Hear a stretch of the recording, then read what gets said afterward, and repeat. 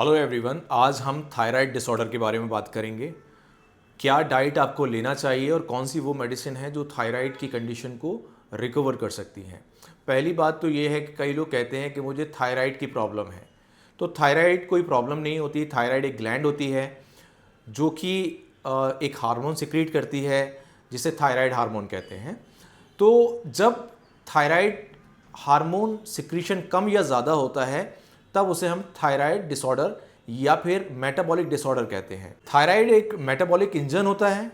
अगर आपका इंजन ठीक चल रहा है तो बॉडी में जितनी भी कैलोरीज हैं वो बर्न होने में मदद करेगा। अगर आपका थायराइड इंजन या मेटाबॉलिक इंजन ठीक नहीं चल रहा है तो जो कैलोरीज आपने ली हैं वो आसानी से बर्न नहीं होंगी। एक एग्जांपल के तौर पे मैं आपको बताता हूं, अगर आपकी थायराइड ग्लैंड थायराइड हार्मोन का सिक्रीशन कम कर रही है तो जो कैलोरीज आपने ली हैं वो बर्न नहीं होंगी, तो आपका वेट बढ़ना शुरू हो जाएगा।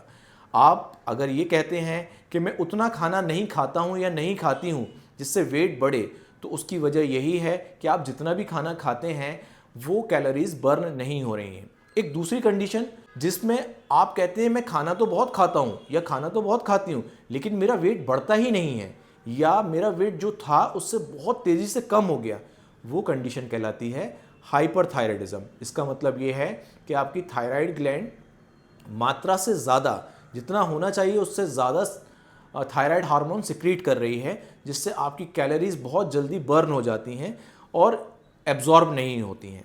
अब आपको करना क्या है, जब भी आपको इस तरह के सिम्टम्स नज़र आएँ कि आपका वेट कम खाना खाने के बावजूद बहुत ज़्यादा बढ़ रहा है या बहुत खाना खाने के बावजूद बहुत तेज़ी से कम हो रहा है, तो पहले आपको डॉक्टर की सलाह के अकॉर्डिंग थायराइड के टेस्ट कराना चाहिए। T3, T4 और TSH कराना चाहिए।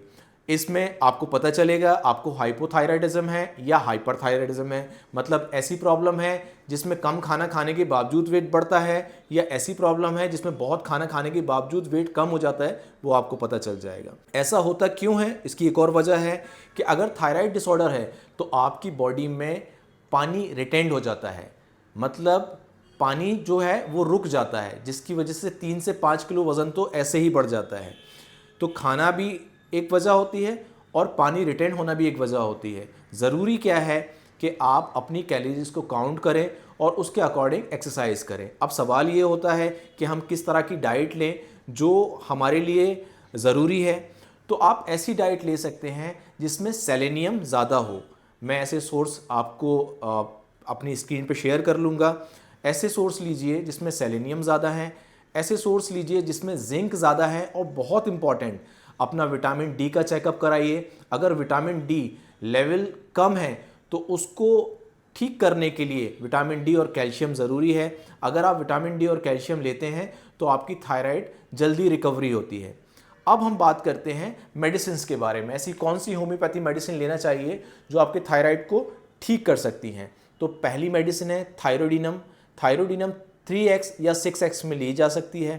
दूसरी मेडिसिन है कैलकेरिया कार्ब। तीसरी मेडिसिन है नेट्राम्यूर। चौथी मेडिसिन है आयोडिनम।